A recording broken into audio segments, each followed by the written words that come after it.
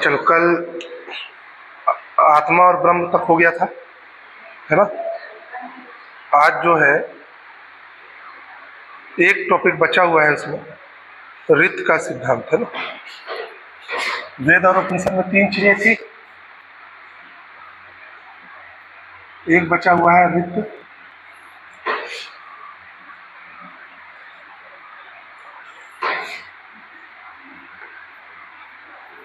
ऋत का सिद्धांत,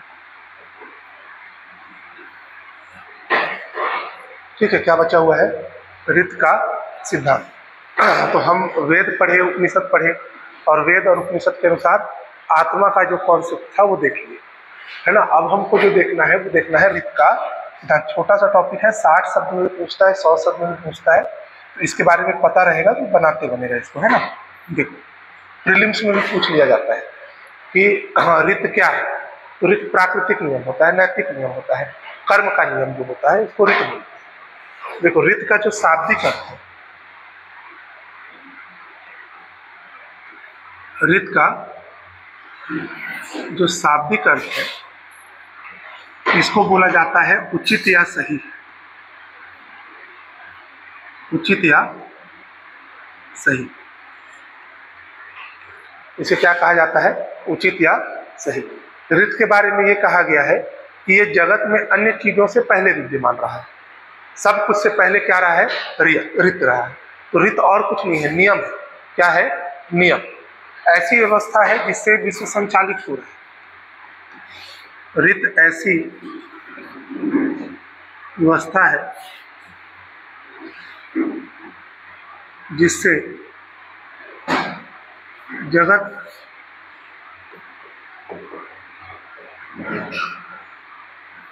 संचालित हो रहा है, ठीक है। अब देखो, ऋत का जो संरक्षक माना जाता है वरुण देव को कहते हैं। जैसे आप पढ़े होंगे ऋतस्य गोपा, आप इतिहास में पढ़े होंगे वैदिक काल में वरुण को बोला जाता है ऋतस्य गोपा। क्या कहा जाता है? ऋतस्य गोपा। ऋतस्य गोपा का अर्थ होता है प्राकृतिक नियमों का संरक्षक, है ना। तो वरुण जो है, वरुण को क्या कहा गया है? ऋतस्य गोपा। इसका मतलब होता है प्राकृतिक नियमों का संरक्षक।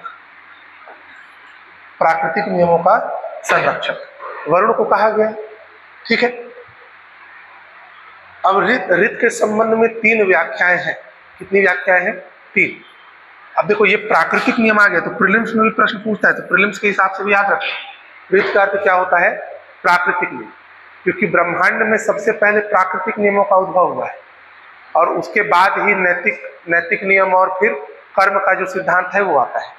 इसीलिए हम प्रारंभिक तौर पर ऋत को क्या मान के चलते हैं कि ये प्राकृतिक नियम है। और प्राकृतिक नियम का संरक्षक कौन है? वरुण, जिसको बोला गया है ऋतस्य गोपा। कहीं कहीं पे आपको मित्र भी मिलेगा जिसे प्राकृतिक नियमों का संरक्षक माना गया। ये वैदिक देवता है। वरुण हो गया, अग्नि हो गया, इंद्र हो गया। सुने हो कि ना? जैसे ऋग्वेद पढ़ते हो तो ऋग्वेद में सर्वाधिक किस देवता का उल्लेख है? इंद्र का। कितनी बार?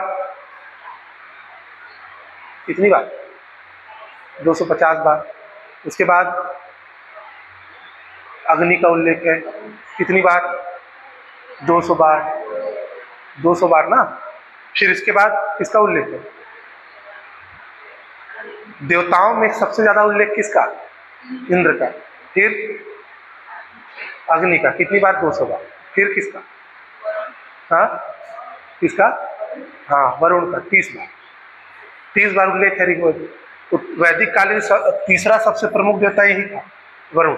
इसको जल निधि का देवता भी कहते हैं। अब देखो, जल निधि को इस तरीके से समझो कि संसार में जितनी भी वाटर बॉडीज दिख रही, चाहे बांध हो, जलाशय हो, जो भी, अब ऐसे नहीं देख देना जलाशय का देवता, उसको प्रॉपर हम क्या बोलेंगे, जल निधि का देवता, है ना।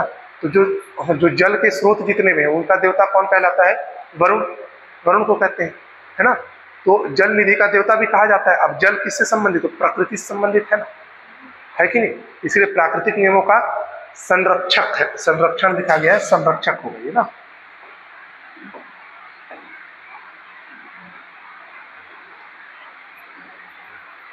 अब देखो इसको हम 3 भाग में बांट रहे हैं।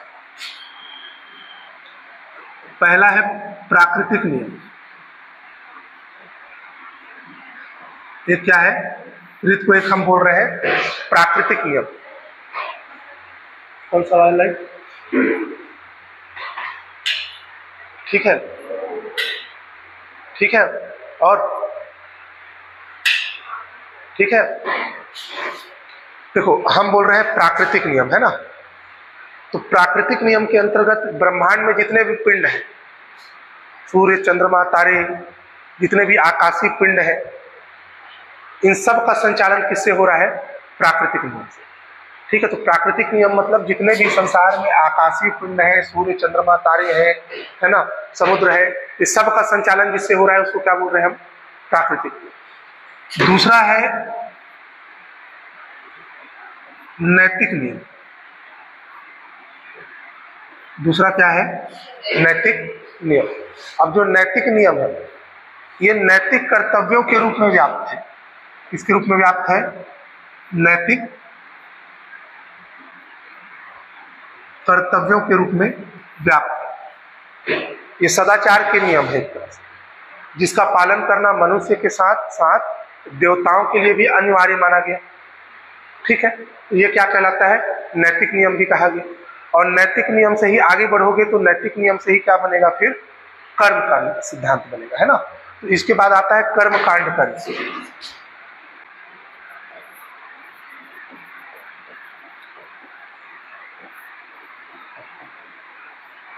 एक हो गया कर्म कांड का नियम, तो धार्मिक क्रियाओं से संबंधित है, यज्ञ आदि से संबंधित है ना। और इसमें यह भी माना गया कि अच्छे कर्म का फल अच्छा और बुरे फल का कर्म बुरा होता है। तो कर्म कांड का नियम किससे संबंधित हो गया, तो धार्मिक क्रियाओं से संबंधित हो गया,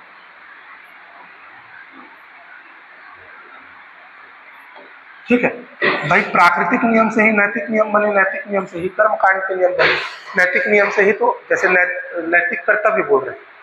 कर्तव्य का अर्थ क्या है कि जीवन में आपको क्या करना चाहिए, क्या नहीं करना चाहिए, अच्छा आचरण करना चाहिए, बुरा आचरण नहीं करना चाहिए, वो कर्तव्य होना चाहिए व्यक्ति का। तो कर्तव्य के बेस पे क्या करना चाहिए मैं बोल रहा हूँ, और करना ही क्या है, कर्म का सिद्धांत है कि नहीं। अच्छा आचरण करने का अर्थ क्या है, अच्छे कार्य करना, तो कर्म जुड़ गया कि नहीं। तो नैतिक नियम से ही निकल के आएगा क्या, कर्म का सिद्धांत। और कर्म कांड के नियम में वही धार्मिक क्रियाएं जितनी भी है वो सब आ जाती हैं। तो ये क्या कहलाता है, ऋत, ठीक है। ऋत का अर्थ याद रखोगे, उचित या सही। ये सभी ऐसी व्यवस्था है जिसके द्वारा जगत का संचालन, ब्रह्मांड का संचालन हो रहा है। वरुण को ऋत से गोपा कहा है गया है, प्राकृतिक नियमों का संरक्षक कहा गया है। कई जगह मित्र को भी माना जाता है ना। और ऋत वह है जो अन्य चीजों से पहले विद्यमान था, है ना, संसार की उत्पत्ति से भी पहले विद्यमान था, उसको क्या बोलते हैं हम, ऋत। ऋत का सामान्य अर्थ है प्राकृतिक नियम। प्राकृतिक नियम के अलावा नैतिक नियम और कर्मकांड का नियम। लिखो इसको, बोल रहा हूं लिखते जाओ। ऋत का सिद्धांत लिखो और लिखो।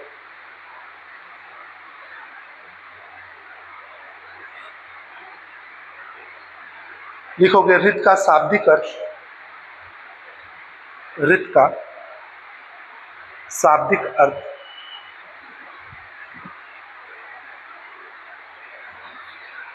उचित या सही होता है, उचित या सही होता है,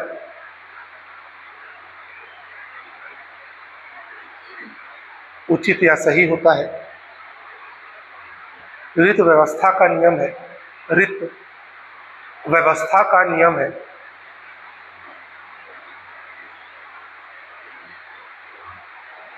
जिससे ऋत व्यवस्था का नियम है जिससे ब्रह्मांड का संचालन हो रहा है, जिससे ब्रह्मांड का संचालन हो रहा है।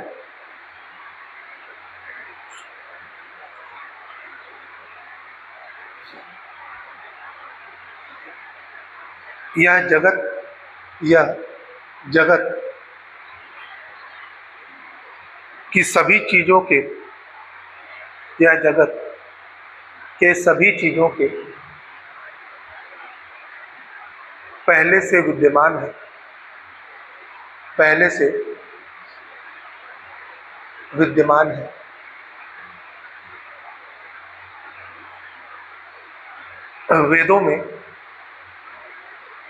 वेदों में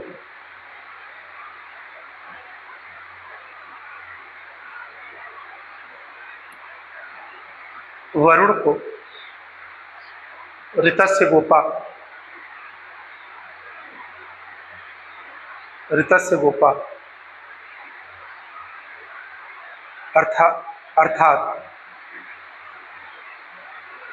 अर्थात प्राकृतिक नियमों का संरक्षक, प्राकृतिक नियमों का संरक्षक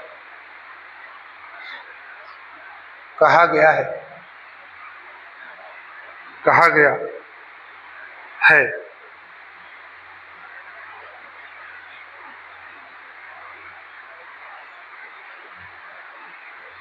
इसके तीन क्षेत्र हैं।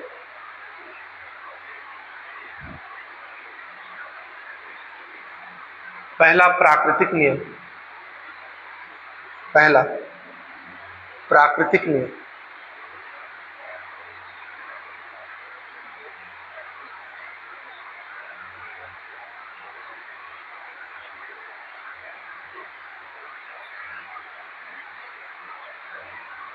इसमें लिखोगे प्रारंभिक वैदिक आर्यों ने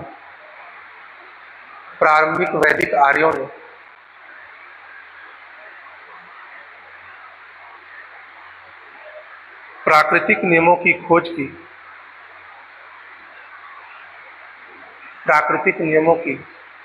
की, और इसे ही ऋत माना।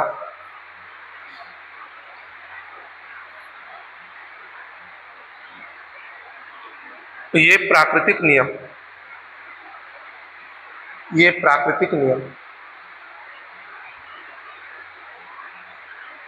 नक्षत्रों की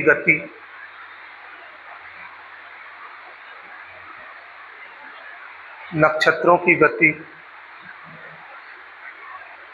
दिन रात का होना,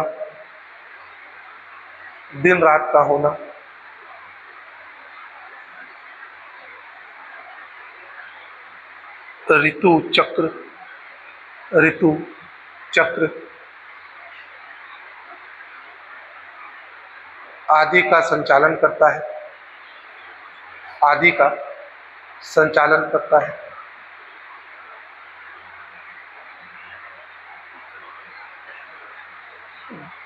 अब देखो, प्राकृतिक नियम ही बाद में नैतिक नियम बनेंगे, नैतिक कर्तव्य के बेस पे, है ना।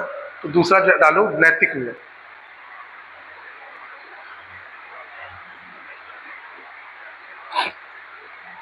लिखोगे इसके अंतर्गत ऋत का नियम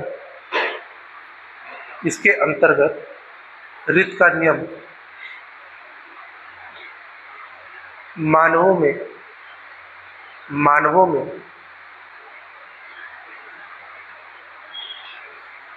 नैतिक कर्तव्य के रूप में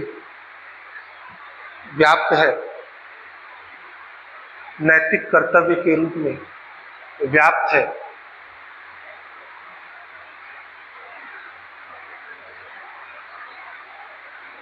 आगे चलकर यह नियम कर्म नियम में बदल जाता है, जिसके अनुसार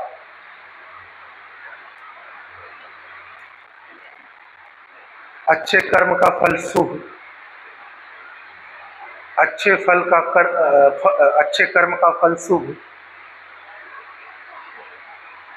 और बुरे कर्म का फल अशुभ होता है, अशुभ होता है।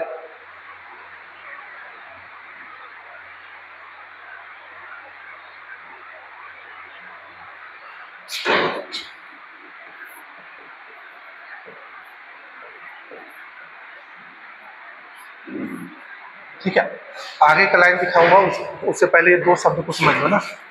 कर्म नियम के अंतर्गत दो चीजें आती हैं, एक है कृत प्रणास, प्रणास, एक क्या है, कृत प्रणास, और एक होता है अकृत व्युपगम, आकृत व्युपगम। ये दो शब्द संस्कृत के शब्द है। कर्म नियम के अंतर्गत एक शब्द क्या है, कृत प्रणास, और एक शब्द क्या है, आकृत व्युपगम, है ना, ये दो शब्द। अब ये दो शब्द हैं। कृत प्रणास का अर्थ होता है किए गए कर्मों का नाश नहीं होना।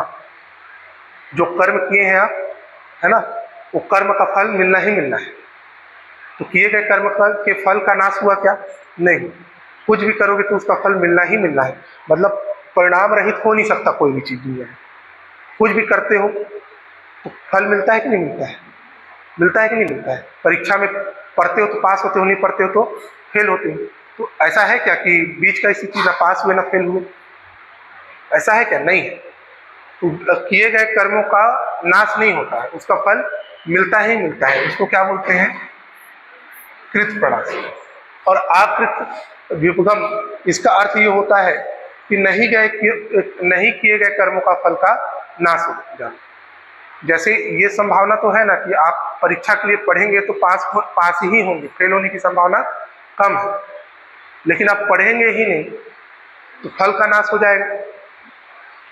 या दूसरा तरीका इसको ऐसे समझो, आप परीक्षा दोगे तो पास हो गया तो फेल हो गए तो फल मिला, लेकिन परीक्षा दोगे ही नहीं तो उसका फल ही नहीं बनेगा, बनेगा नहीं बनेगा। तो ऐसे कर्म जिसको नहीं करोगे तो उसका फल नहीं मिलेगा। इसी को क्या बोलते हैं, आकृत व्युपगम। ठीक है, इसको लिखो। कर्म नियम के अंतर्गत कृत प्रणास, कृत प्रणास,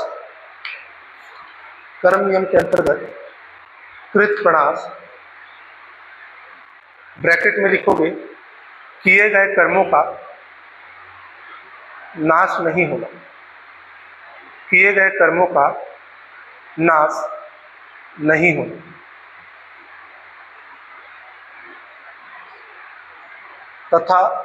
तथा दूसरा लिखोगे आकृत व्युपगम, आकृत व्युपगम, नहीं किए गए कर्मों का फल नहीं मिलना, ब्रैकेट में ना, नहीं किए गए कर्मों का फल नहीं मिलना।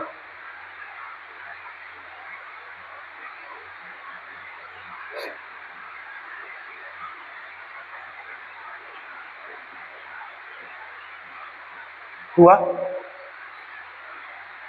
अगला लिखोगे कर्मकांड नियम, कर्मकांड नियम, कर्मकांड नियम।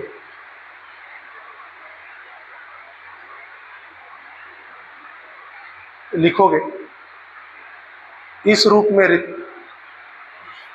इस रूप में ऋत धार्मिक क्रियाओं का, धार्मिक क्रियाओं का,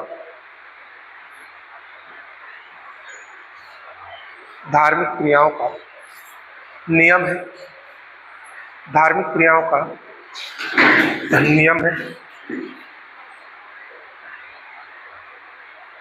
ऋत की अवधारणा से, इसी में कंटिन्यू करोगे, ऋत की अवधारणा से यज्ञ के नियम, यज्ञ के नियम पुष्ट हुए, यज्ञ के नियम पुष्ट हुए, पुष्ट हुए और कर्म कांड का महत्व बढ़ने लगा, और कर्म कांड का महत्व बढ़ने लगा,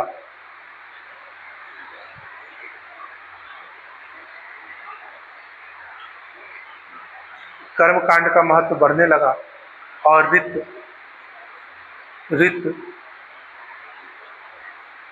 यज्ञ अनुष्ठान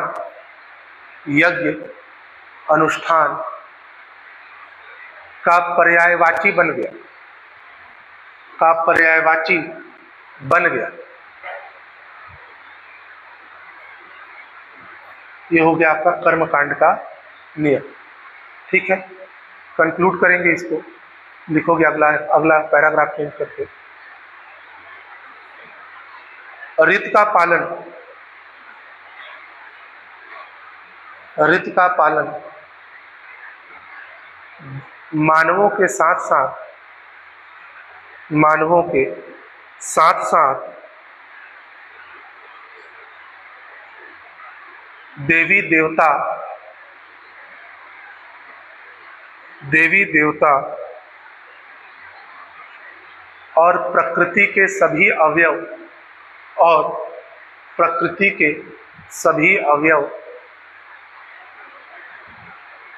करते हैं तथा इसका पालन करना आवश्यक माना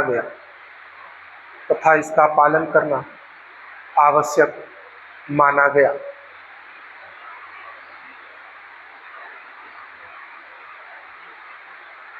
क्लियर हुआ? यह है ऋत का नियम। अब देखो, अब ये टॉपिक कंप्लीट होते जाता है तो प्रश्न अब कैसे ड्राफ्ट होता है उसको भी करते जाओ। इसको आप 2 मार्क्स में लिख सकते हो, है ना, 30 वर्ड्स में। इसको आप 4 मार्क्स में भी लिख के देखेंगे, 60 वर्ड्स में। और इसको आप 6 मार्क्स में भी लिख के देखेंगे, यानी 100 वर्ड्स। इतने में ये प्रश्न बनेगा ही बनेगा और बनता है। 2 नंबर में पूछ चुका है, 4 में भी पूछ चुका है ऋत को, 4 में शायद नहीं पूछा है, 100 में पूछ चुका है ना। हाँ नहीं, 4 में पूछा है और 4 मार्क्स का आ चुका है और 2 मार्क्स का आ चुका है। अब अगला जो बन सकता है, इतना मैं आपको लिखवा दिया हूं कि आप 100 शब्द आराम से लिख लोगे। आप गिनोगे तो आराम से 15-18 लाइन हो गया होगा। ठीक, और बड़े में यदि पूछता है तो जो एग्जाम्पल्स मैं आपको समझाता हूँ, एग्जाम्पल डालो, है ना।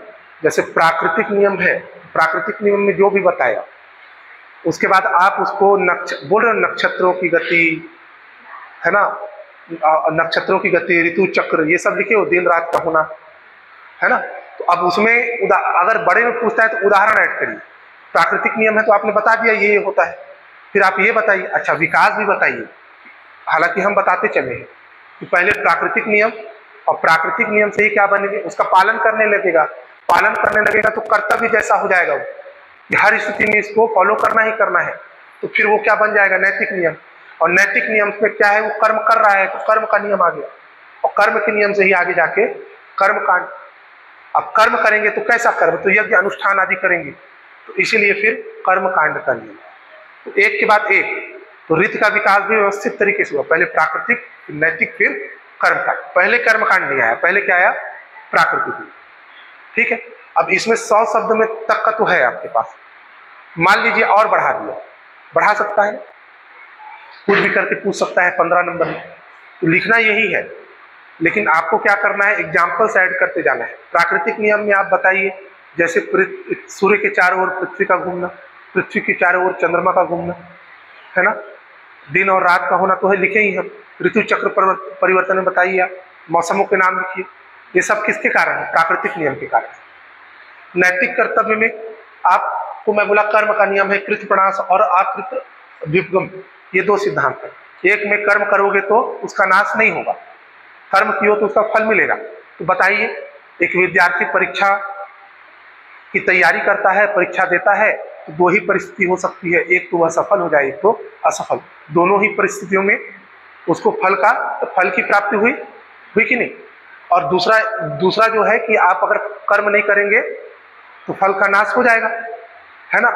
अब इसको इसी तरीके से समझ लीजिए, अगर आप किसी गाड़ी में बैठे ही नहीं तो डेस्टिनेशन तक पहुंचेंगे कैसे, वहीं का वहीं रह जाओगे कि नहीं, तो फल मिला ही नहीं उस कंडीशन में।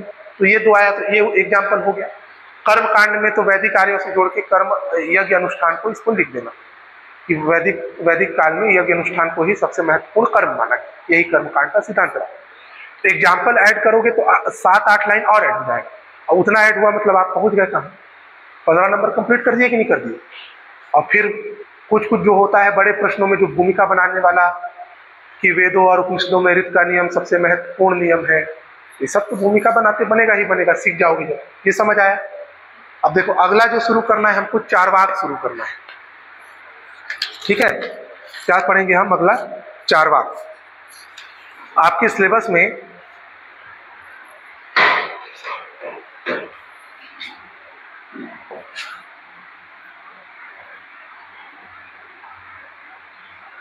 चारवाक, आपके सिलेबस में चारवाक के बारे में जो लिखा है पहले उसको आप समझ। एक लिखा है चारवाक का ज्ञान मीमांसा। एक क्या है? चारवाक का ज्ञान मीमांसा,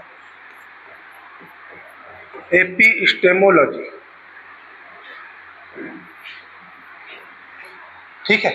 साइंस ऑफ नॉलेज बोलते हैं जिसको, साइंस ऑफ नॉलेज या थ्योरी ऑफ साइंस बोला नहीं, theory of knowledge. Theory of knowledge क्या कराएगा? एपिस्टेमोलॉजी, ज्ञान। दूसरा जो आपके सिलेबस में दिया हुआ है, ये दिया हुआ है तत्व मीमांसा। दूसरा क्या है? तत्व मीमांसा, जिसको हम मेटा फिजिक्स कह रहे हैं, मेटाफिजिक्स कह रहे हैं। तीसरा जो आपके सिलेबस में है वो है सुखवाद, जो कि आचार संहिता से संबंधित है। किससे संबंधित है? आचार संहिता, नैतिक संहिता या आचार संहिता से संबंधित है। हेडोनिज्म, क्या बोलते हैं इसको? हेडोनिज्म,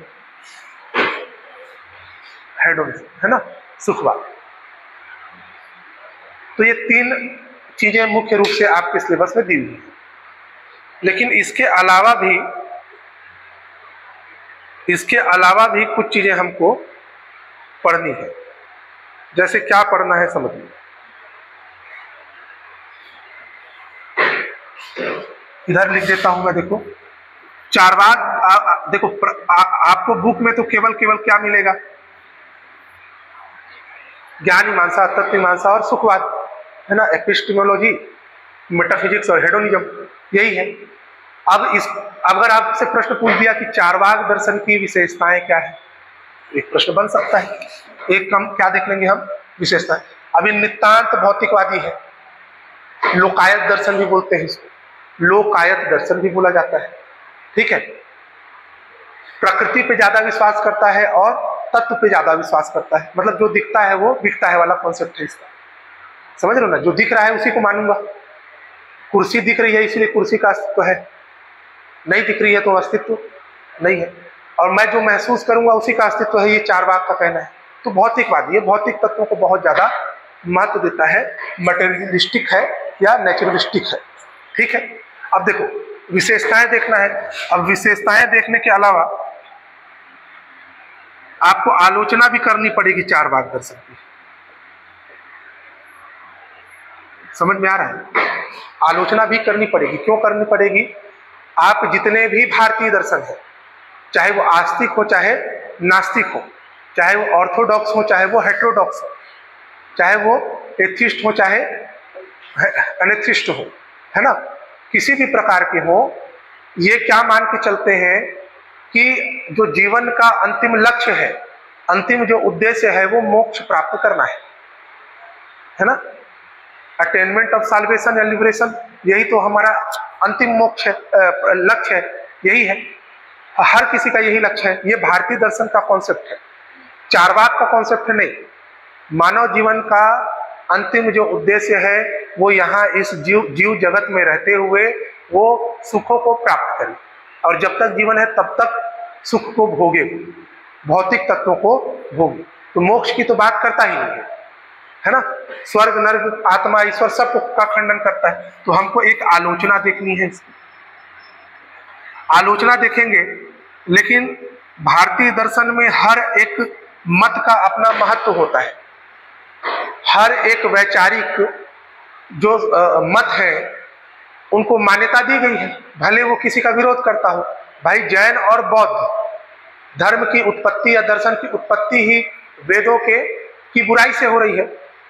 या वर्तमान समाज में कोई भी चीज देख लीजिए, आप किसी भी चीज को देख लीजिए, किसी भी धर्म की उत्पत्ति एक अन्य धर्म की बुराई से होगी, उसकी खामियों को सुधारने के लिए होगी। तो जैन और बौद्ध धर्म की उत्पत्ति वैदिक कर्मकांडों की बुराई करके ही तो हुई कि वैदिक जैन बौद्ध क्या बोल रहे हैं, वैदिक कर्मकांड गलत है और उसमें सुधार करना चाहिए, तो सुधार के लिए हो गया उनका जन्म।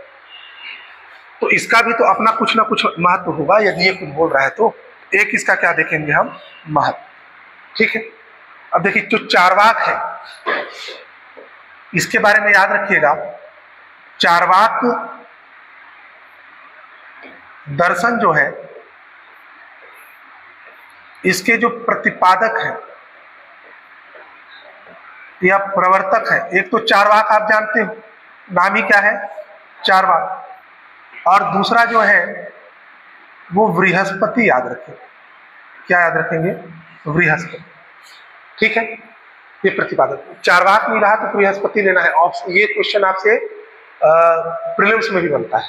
ठीक, चारवाक भौतिकवादी दर्शन है। कैसा दर्शन है,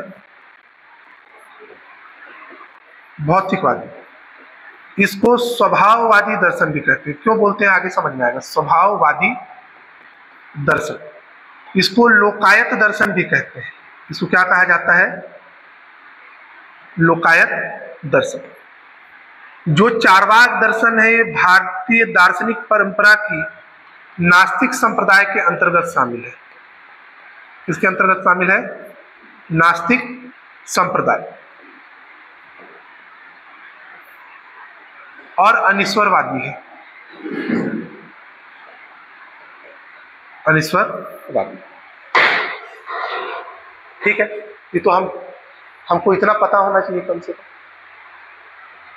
ठीक है, हमको इतना कम से कम पता होना चाहिए कि चारवाक दर्शन का प्रतिपादक कौन है। इसको भौतिकवादी, स्वभाववादी, लोकायत दर्शन भी कहते हैं, नास्तिक संप्रदाय, ये तो बता चुका हूं। और अनीश्वरवादी है। ठीक, हाँ, लोकायत का मतलब है कि केवल और केवल इस लोक की बात करता है, इस लोक से परे जगत परलोक पे विश्वास करता ही नहीं, इसलिए क्या बोलते हैं, लोकायत दर्शन। ठीक है, अब देखिए हमको देखना है चारवाक दर्शन। तो चारवाक दर्शन में सबसे पहले क्या देखना है, ज्ञान में।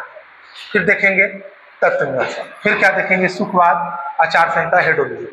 ठीक है, अब देखो पहला मैं बता रहा हूं आपको चारवाक का ज्ञान मीमांसा।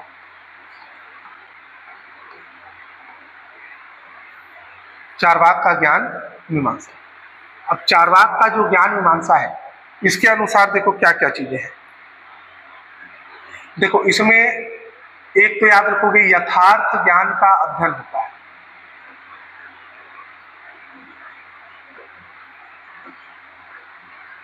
की पॉइंट निकालते जा रहा हूं ना, की पॉइंट को देखते जाइए फिर समझेंगे।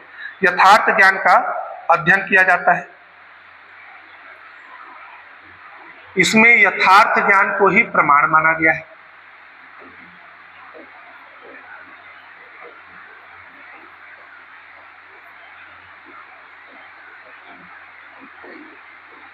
ठीक है, इसमें यथार्थ ज्ञान को प्रमाण माना गया है।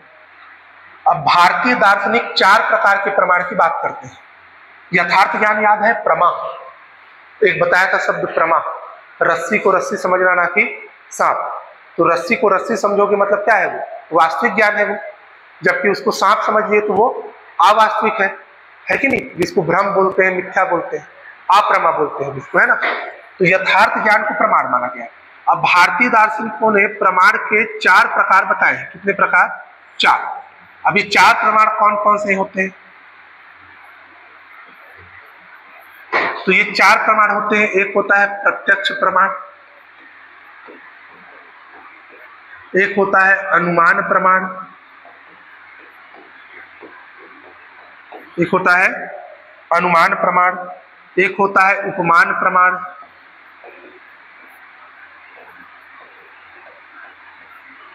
और एक होता है शब्द प्रमाण।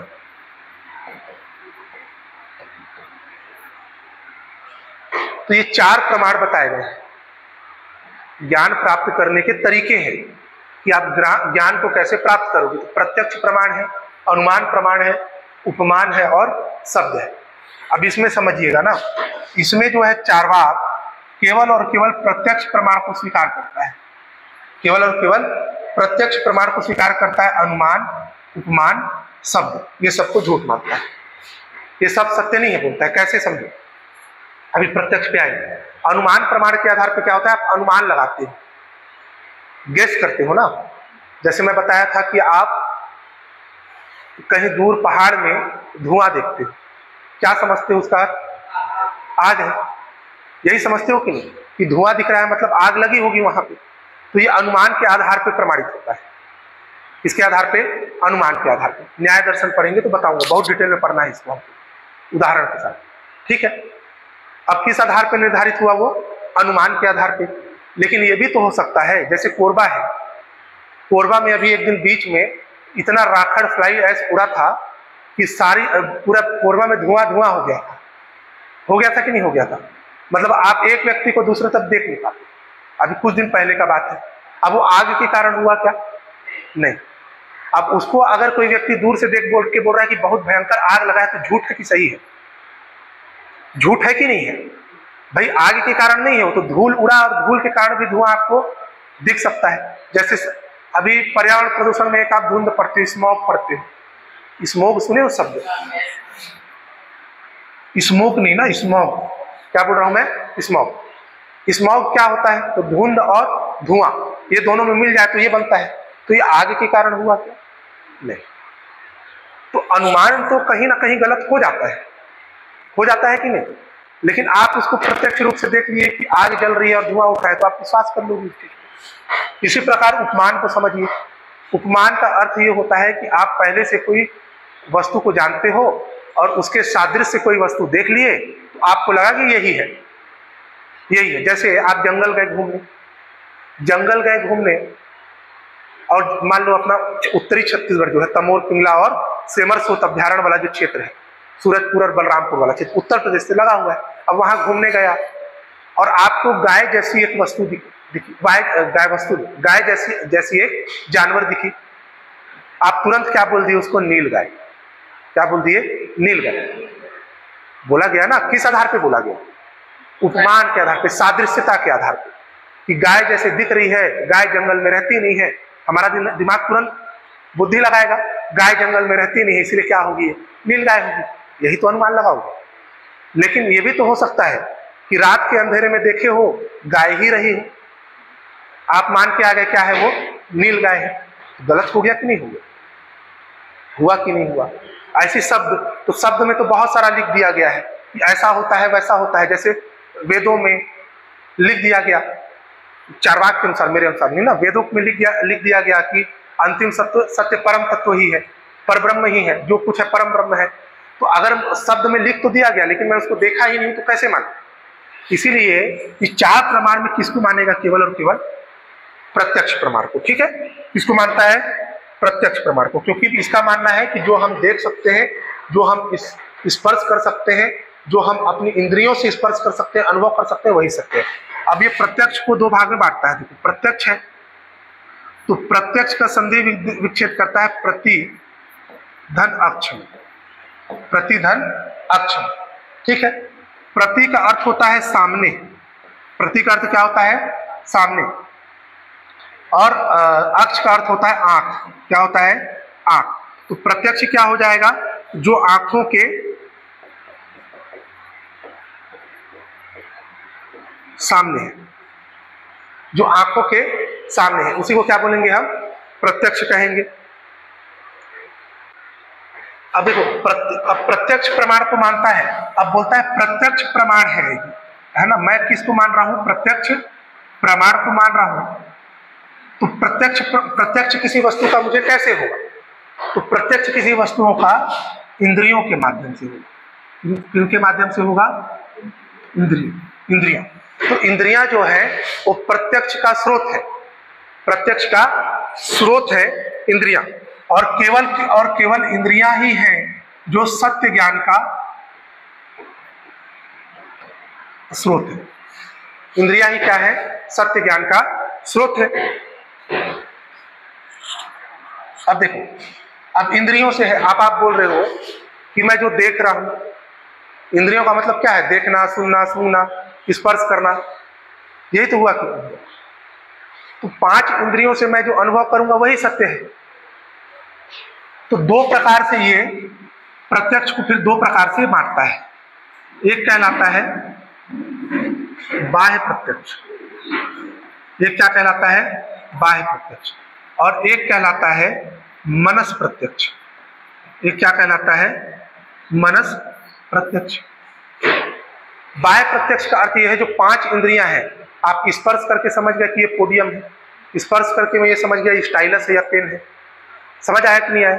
देख के समझ आया कि ये टेबल है, ये कुर्सी है, आया?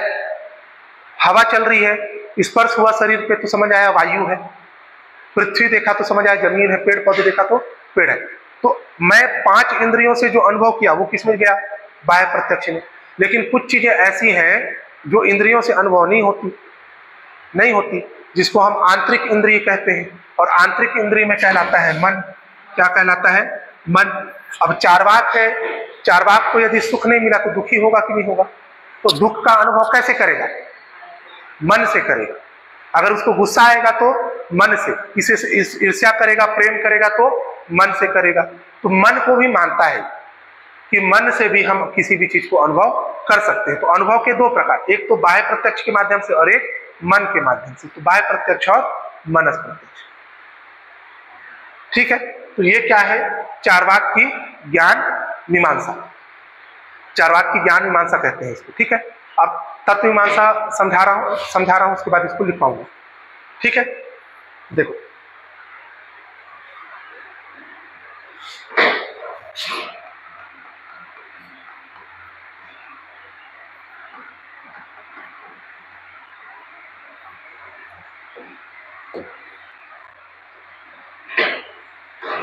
देखो जो तत्व मीमांसा है ना, ये 3 तत्व पर विचार करेगा। कितने तत्व पर? 3। वो 3 तत्व कौन कौन से हैं? एक है जगत, एक क्या है? जगत। दूसरा है आत्मा, दूसरा आत्मा, और तीसरा ईश्वर। तीसरा क्या है? ईश्वर। तो ये 3 चीजों पर विश्वास करता है, जगत, आत्मा और ईश्वर। विचार करता है, विश्वास नहीं करता। क्या करता है? विचार। उसमें भी किसको मानेगा? जगत को मानेगा, आत्मा के कॉन्सेप्ट और ईश्वर के कॉन्सेप्ट को नकार देगा। आत्मा के कॉन्सेप्ट और ईश्वर के कॉन्सेप्ट को नकार देगा। अब ये क्या कहता है? ये कहता है कि सिर्फ और सिर्फ किसका अस्तित्व है? जगत का। आत्मा का अस्तित्व नहीं है, ईश्वर का अस्तित्व नहीं है। अब जब जगत की बात करता है तो जगत को ये 4 भूतों से निर्मित मानता है, पंचभूतों से नहीं। कितने भूतों से? 4 भूतों से।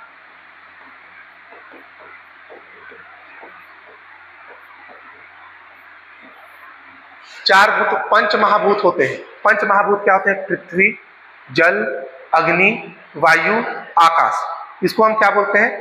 पंचभूत। क्या बोला जाता है इनको? पंचभूत। संसार की जितनी वस्तुएं हैं इन्हीं के संयोजन से बनी है और इन्हीं के वियोजन से इनका विनाश हो जाता है। यही तो हम पढ़ते आए हैं, यही तो सुनते आए हो। धार्मिक दार्शनिक परंपरा में यही प्रचलित है कि पंच महाभूतों से ही हमारा शरीर बना है, संसार की सारी वस्तुएं बनी है। तो पूरे संसार की कौन से 5 चीजें हैं? तो पृथ्वी है, जल है, अग्नि है, वायु है, आकाश। तो संसार की जैसे वैशेषिक दर्शन, तो वैसा वैशेषिक दर्शन परमाणुवाद का जो कॉन्सेप्ट है उसमें वो यही बोलता है, ये 5 चीजों से ही सब कुछ बना हुआ है और ये 5 चीजें अलग अलग हो जाए तो सबका विनाश हो जाता है, ठीक है। लेकिन चार्वाक क्या कहता है? चार्वाक आत्मा ईश्वर को मानता नहीं है, जगत को मानता है और उसमें भी बोलता है कि संसार में जितनी भी चीजें हैं वो 4 भूतों से बनी है। वो 4 भूत कौन कौन से हैं? एक है पृथ्वी, एक है जल, एक है अग्नि और एक है वायु, ठीक है। आकाश को नहीं मानता है, आकाश को अस्वीकार करता है। क्यों अस्वीकार करता है?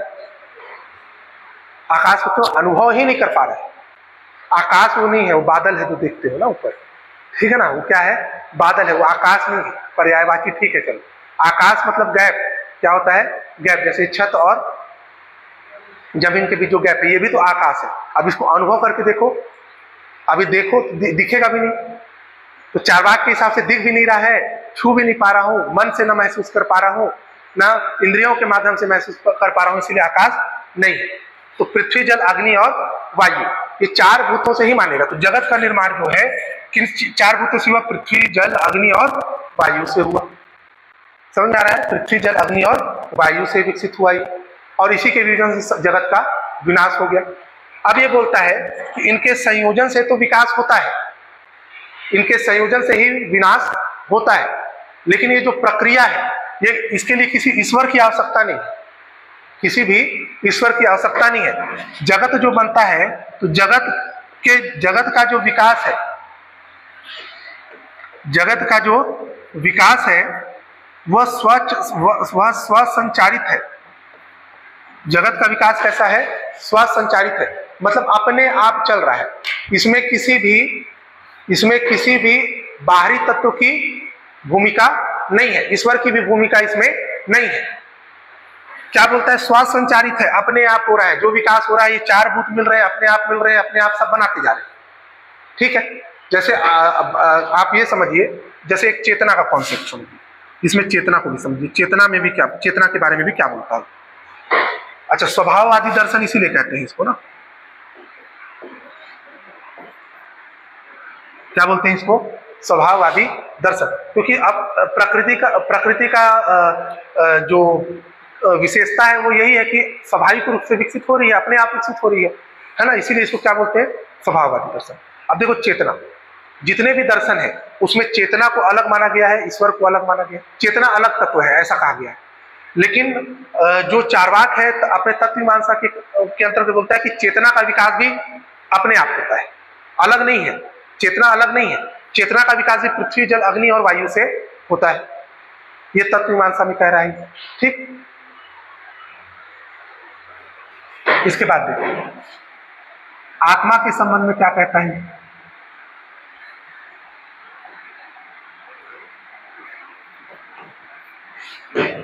ये कहता है आत्मा का अस्तित्व नहीं है, क्योंकि आत्मा को अनुभव नहीं कर सकते, है ना। शरीर का जैसे ही लोप होता है, शरीर का जैसा ही लोप होता है, आत्मा का भी लोप हो जाता है। आत्मा स्थायी नहीं है, आत्मा स्थायी नहीं है, तो आत्मा के अस्तित्व को अस्वीकार कर दिया। आत्मा के अस्तित्व को अस्वीकार कर दिया, शरीर समाप्त, आत्मा समाप्त रहता है। जबकि बाकी जगह क्या कॉन्सेप्ट चलता है? बाकी जगह ये कॉन्सेप्ट चलता है कि आत्मा का, हर वस्तु में आत्मा है, आत्मा एक है। आत्मा क्या करती है? जैसे हम कपड़े बदलते हैं, उसी प्रकार आत्मा शरीर बदलती है, उसी प्रकार आत्मा शरीर बदलते जाती है। आत्मा को अजर अमर चैतन्य माना गया है ना। न मार सकते हो, न जला सकते हो, न काट सकते हो, न भिगा सकते हो, ये माना गया है नहीं कि आत्मा को, है ना। तो इसमें ऐसा कुछ नहीं है। ये बोलता है नहीं, इस टाइप का कोई चीज है ही, सीधा सीधा बोलता है आत्मा नहीं है, शरीर का लोप होता है, आत्मा का लोप हो जाता है। इसीलिए तो पुनर्जन्म पे विश्वास नहीं करेगा, मोक्ष पे विश्वास नहीं करेगा। अब आत्मा को ही मानता है तो पुनर्जन्म को कैसे मानेगा? पुनर्जन्म का पर विश्वास, रीबर्थ पे विश्वास नहीं करेगा, मोक्ष पर विश्वास नहीं करेगा। समझ में आ रहा है? समझ में आ रहा है क्या बोल रहा हूं भाई? आत्मा का कॉन्सेप्ट ही नहीं है। अब बिना आत्मा के, अब हम बोल रहे हैं कि आत्मा लगातार एक शरीर से शरीर बदलती है ना। मैं कल बोल रहा था ना कि जैसे शंकर का जो कॉन्सेप्ट है अद्वैतवाद, उसके अनुसार हम कई बार पृथ्वी पे आ जा चुके हैं। अरे पुनर्जन्म का मतलब क्या है? इससे पहले भी जन्म हुआ और बार बार हो रहा है, जब तक हम बंधन में बने हुए हैं, मोक्ष प्राप्त हुआ नहीं हमको बोलता। तो बार बार हम आ रहे हैं, कहाँ, फिर जा रहे हैं, आ रहे हैं, फिर आ रहे हैं, जा रहे हैं। वही तो बुद्धिवादी और अनुभववादी कॉन्सेप्ट यही तो बोलता है कि बहुत सारी चीजें आपको पहले से पता है, बहुत सारी चीजें पहले से पता है, आपको उसका ज्ञान किसी के द्वारा दिया नहीं गया। वो क्यों होता है ऐसा? इसलिए होता है क्योंकि इससे पहले भी आए गए होंगे। जैसे यदि इस कमरे में पहले नहीं आए हो, तुमको कैसे पता कि इस कमरे में 20 कुर्सी है? ऐसा तो ये, अब आप बाहर जाओगे और कुर्सी नहीं भी है इस कमरे में, तो आपको ये ज्ञान रहेगा कि यहाँ पे पहले 20 कुर्सी थी। वही बुद्धिवाद का कॉन्सेप्ट है कि हमारा जब जन्म होता है तो कुछ जन्मजात प्रत्यय हमारी बुद्धि में ईश्वर डाल देता है। तो वो कहाँ से आ रहा है? तो पुनर्जन्म से आ रहा है। कहाँ से आ रहा है? पुनर्जन्म से। और मोक्ष का कॉन्सेप्ट है ही नहीं, मानता ही नहीं। मैं बोला ना, सब कुछ है क्या इसके लिए? सुख। ठीक, ये आत्मा का कॉन्सेप्ट हो गया। ईश्वर को अनुभव नहीं कर सकता इसीलिए नहीं मानेगा, अनुभव नहीं कर सकता इसीलिए ईश्वर का कॉन्सेप्ट भी अस्वीकार कर देता है, इसलिए ये अनिश्वरवादी।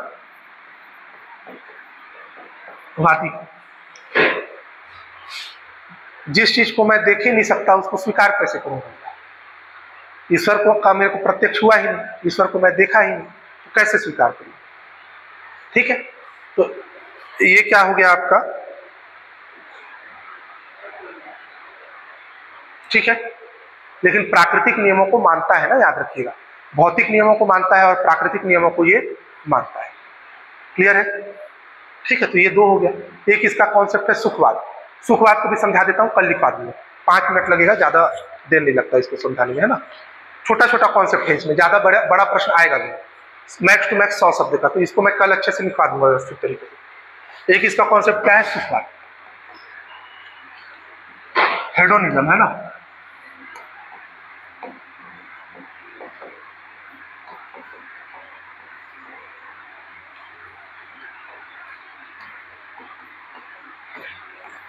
देखो, आसानी से एकदम समझ में आ जाएगा, इसको समझना ध्यान से, है ना। एग्जाम्पल दे रहा हूं तो थोड़ा कनेक्शन बैठता है कि नहीं एग्जाम्पल से, इसको भी एग्जाम्पल से समझेंगे। देखिए, देखो, भारतीय दार्शनिक परंपरा में 4 प्रकार के पुरुषार्थ की बात की गई है। कितने प्रकार के पुरुषार्थ? 4 पुरुषार्थ कौन कौन से? तो धर्म, अर्थ, काम और मोक्ष। धर्म, अर्थ, काम, मोक्ष, ये 4 प्रकार के पुरुषार्थ होते हैं। धर्म का संबंध आपके कर्तव्यों से, क्या करना चाहिए क्या नहीं करना चाहिए। धृ धातु से बना है, आपके कर्तव्यों को बताता है, आप जो धारण करते हैं वही आपका कर्तव्य होता है। अर्थ का अर्थ होता है साधन। अर्थ का अर्थ सिर्फ और सिर्फ पैसा रुपया नहीं है, अर्थ का अर्थ क्या होता है? साधन, किसी वस्तु को कैसे आप प्राप्त करें, तो उसी को क्या बोलते हैं हम? अर्थ। काम, इच्छाएं, हर प्रकार की जो इच्छाएं हैं, वासनाएं हैं, वो किस में आएगा? काम। और मोक्ष, मोक्ष का मतलब है जन्म और पुनर्जन्म के चक्र से बाहर निकलना। तो ये 4 प्रकार के पुरुषार्थ की बात की गई है किसमें? भारतीय दार्शनिक परंपरा में। अब जो चार्वाक है वो धर्म को नहीं मानता, मोक्ष को नहीं मानता। किसको नहीं मानता? धर्म को नहीं मानता, मोक्ष को नहीं मानता। जो सर्वाधिक बल देता है, सर्वाधिक जोर देता है किस पे? काम पर। काम से, काम का अर्थ है इच्छाओं की पूर्ति।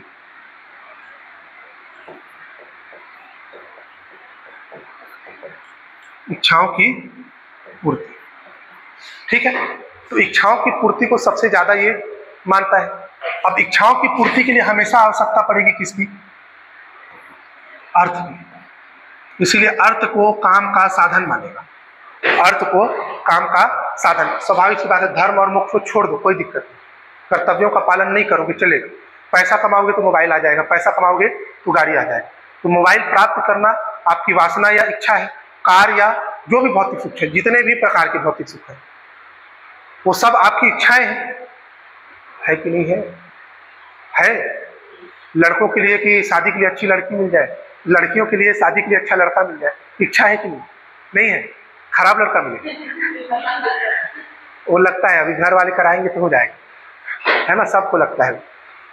देखो, तो कहने का अर्थ ये होता है कि इच्छाओं की पूर्ति करना है, तो इच्छाओं की पूर्ति के लिए आपको साधन चाहिए। तो अर्थ को तो मानना ही पड़ेगा। ईश्वर को मानता नहीं है कि प्रार्थना करे और मिल जाए।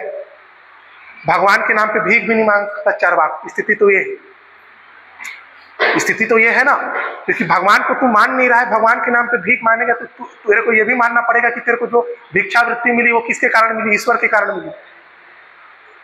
यही है कि नहीं है? तो अर्थ को तो इसको साधन मानना ही है। तो सबसे ज्यादा महत्व देता है काम को, और अर्थ को क्या मानता है? साधन। ठीक है। अब इसका जो कॉन्सेप्ट है, सुखवाद का जो कॉन्सेप्ट है, हेडोनिज्म का कॉन्सेप्ट है, इसके अंतर्गत ये कहता है कि सुख जैसे भी मिले लेना चाहिए।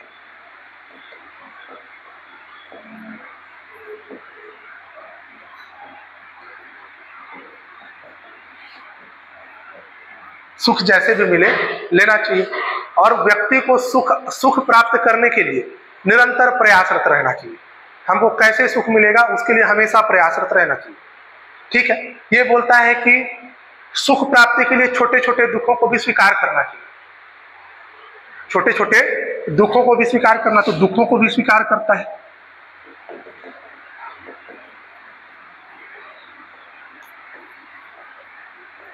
ठीक है, फिर एक ये वर्तमान सुख की बात करता है। किसकी बात करता है? वर्तमान सुख की बात करता है। ये कहता है कि क्योंकि हमारा भूत जो है, हमारा जो पास्ट है वो बीत चुका है, तो पास्ट में जाके तो मैं सुख प्राप्त नहीं कर सकता। भविष्य कब आएगा हमको पता नहीं है, भविष्य में क्या होगा हमको नहीं पता है, भविष्य में हम क्या करेंगे, क्या बनेंगे, क्या सुख मिलेगा नहीं पता।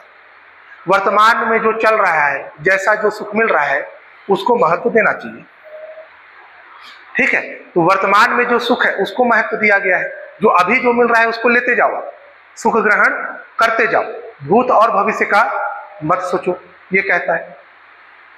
ये कहता है सुख, देखो इसका सुख का कॉन्सेप्ट देखो। ये कहता है, जैसे एक इसकी युक्ति है, यावत जीवित सुखम जीवित, है ना, यावत जीवित सुखम जीवित, यावत जीवित सुखम जीवित, ऋणम कृत्वा घृतम पीबे, ऋणम कृत्वा घृणम पीबे। ठीक है, फिर कहता है भस्मीभूतस्य देहस्य,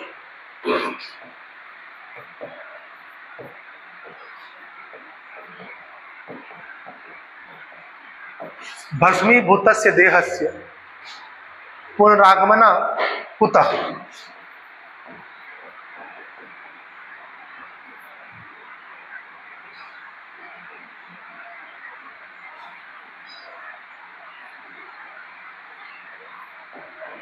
पुनरागमनम कुतः। ठीक है, ये कहता है जब तक जियो सुख से जियो, ऋण लेकर घी पियो, क्योंकि शरीर समाप्त होने के बाद वापसी नहीं होगी तुम्हारी किसी संसार में। तो जब तक जियो सुख से जियो, घी लेकर, ऋण लेकर घी पियो, है ना, क्योंकि एक बार मृत्यु हो गई, एक बार ये देह समाप्त हो गया तो पुनः आगमन आपका नहीं हो सकता इस भौतिक जीवन। तो समझ रहे हो, उधार लेके भी सुख प्राप्त करना चाहिए कहता है। सुख प्राप्त करने के लिए उधारी मांग लो। जो उधारी मांगने लोग हैं वाले हैं ना दुनिया में, वो चारवाकी है एक तरह, है ना, दूसरों से मांग लेते हैं उधारी, फिर अपना अच्छे से सुख जीते हैं, सामने वाला दुखी है, उधारी नहीं दे रहा है ना। ठीक है, अब इसमें देखो ये बोलता है, मैं बोला ना कि सुख प्राप्त करने के लिए छोटे छोटे दुख को भी स्वीकार करना चाहिए। जैसे बोलता है कि मछली में कांटे होते हैं, मछली में कांटे होते हैं, अब कांटा चुभेगा इसलिए मछली खाना नहीं छोड़ना चाहिए। थोड़ा सा दर्द ही तो होगा, लेकिन मछली खाने में आनंद कितना आएगा वो बोलता है। 4 बार एग्जाम्पल है, एग्जाम्पल और भी दे रहा हूँ एग्जाम्पल, है ना, ये नॉनवेज वालों के लिए था एग्जाम्पल, है ना, और जो वेजिटेरियन है उनके लिए भी देता हूँ एग्जाम्पल। तो क्या बोल रहा है समझ में आ रहा है कि क्योंकि मछली में कांटे हैं इसलिए मैं मछली खाना नहीं छोड़ सकता। मछली कांटा गड़ेगा, थोड़ा सा दुख होगा, लेकिन खाऊंगा तो बड़ा मजा आएगा। ये 4 बात कहता है।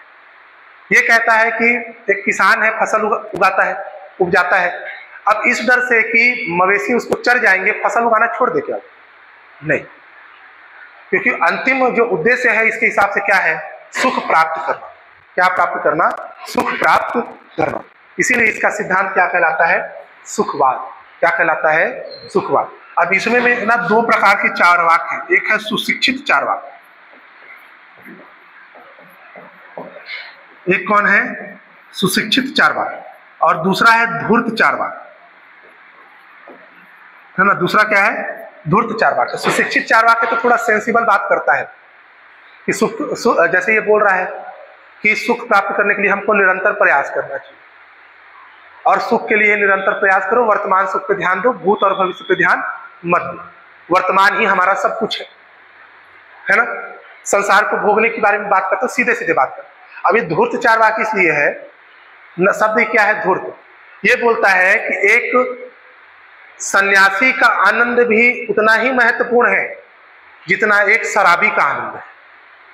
मतलब एक शराबी जो है दारू पी के इधर लहरा रहा है, उधर लहरा रहा है, कभी नाली में गिर रहा है, कभी रोड में गिर रहा है, गिरते फिरते अलटते पलटते पहुंच रहा है अपने घर, लेकिन उसको सुख किस में मिल रहा है? दारू पीने में। तो उसका आनंद भी आनंद है, उसका सुख भी सुख है।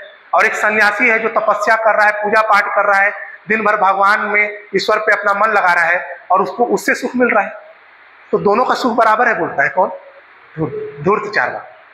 तो शराबी और सन्यासी का सुख जो है वो दोनों क्या है? बराबर। ये क्या है? सुखवाद। ठीक है, क्लियर हुआ? इसको लिख लेना अभी ऐसे इधर आगे पीछे करके, बाकी जो कल लिखेंगे। इसको लिखवाऊंगा कल और लिखवाएंगे। हाँ वैसे या कोड में लिखोगे तो उसका अर्थ ज्यादा अच्छा है ना? इसको जो है कल लिखवाऊंगा इसमें चार्वाक में और 60 शब्द 100 शब्द में ही प्रश्न हो सकते हैं, और बड़े बनेगा तो सब कुछ क्या